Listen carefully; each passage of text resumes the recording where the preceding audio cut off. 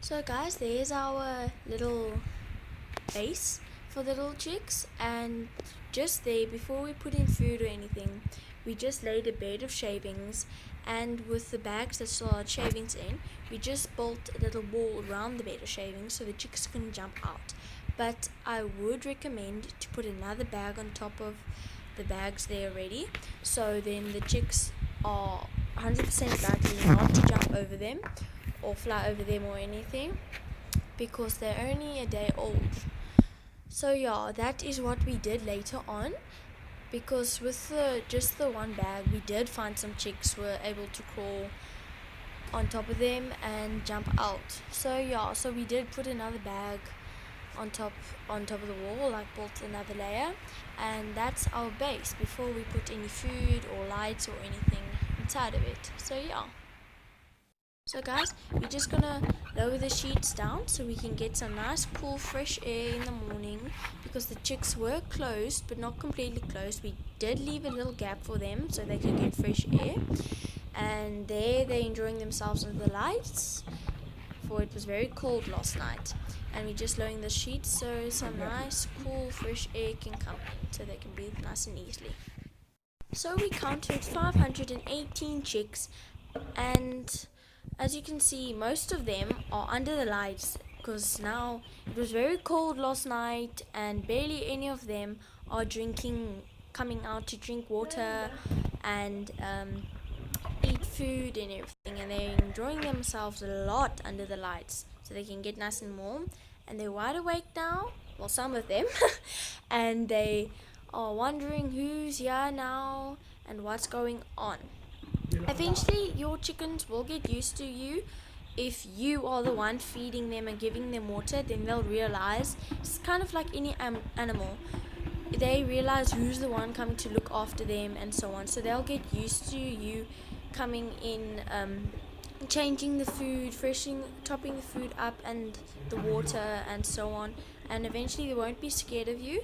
But you got to look very carefully for the little chicks during the 2 weeks or so, because they're very small and delicate. So guys, in the morning you want to freshen everything up. So you want to take your water and you want to take your food, but I'm going to explain the water now. So you're going to take your automatic waters out now. You can turn them upside down so you can take the lid off, and as you can see, there is shavings in the little drinkers where the chicks drink out of. So you want to clear that out, so if you see it's blocked it. Some of the staff members are now taking pieces of poo out of the food dishes, so the chicks don't get sick by eating food with some poo in. So you must take all the little pieces of poo out of the food dishes before you top it up with fresh food. That is number one when it comes to food dishes. So the chicks have been enjoying themselves, and now it's time to top the food dishes up with some fresh food once you have cleared all the little pieces of poo out of it. So you want to top it up that it is nice and full and the chicks won't go hungry or anything. So right now some of the staff members are just taking a little container and putting food in the little container, and it's just pouring it into the dish and just shaking it in so it kind of looks more or less even, and then you want to take your hand and make it even for the chicks. You can easily do that by rubbing your hand over it. Now lots of chicks are under the light, for it is now nice and early in the morning, and chicks are kind of like humans. No one likes to get up early, so they are enjoying their second day and sleeping in. And under the red light, it is very warm, so I don't see a reason why to get up for them, besides for drinking water and eating food. So in this cold weather, the chicks are just coming to quickly fill up before bedtime, and some of them already have, and those are the ones that are under the light in this very cold weather. But other ones, they are in the food dishes and drinking some water before bed. Some of them are so tired already, they have just created body heat in the food dish and are just relaxing there, and no one's moving. It's so warm and so comfortable that they choose to stay like that, and they are quite happily sitting in the food dish. So lots of chicks are under the red light, but not exactly directly under the red light, because they don't want to burn up. They're very wise when it comes to that decision.